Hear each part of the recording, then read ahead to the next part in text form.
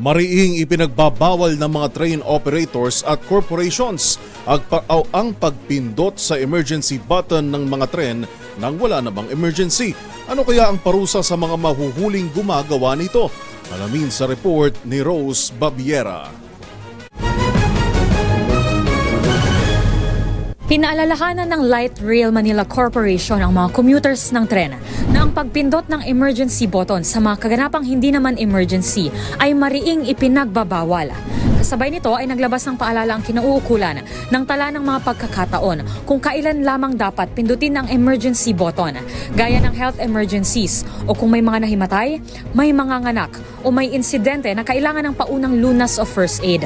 Gayon din ang iba't ibang komosyon sa loob ng tren o kung may bomb threat. At kapag may sunog o apoy, ang pagpindot sa boto na ito sa dahilang hindi naman kabilang sa mga nabanggit ay mahigpit na ipinagbabawal. Ito ay para maiwasan ang pagkaantala ng biyahe at pagdudulot ng panik sa publiko. Ito rin ay para hindi mag-malfunction ang boton at higit sa lahat, ito ay para masiguro ang kaligtasan ng mga sakay ng tren. At ang sino mang mahuli na pumindot nito sa maling dahilan, lalo na kung biro lamang, ay maaaring pagmultahin ng 5,000 piso.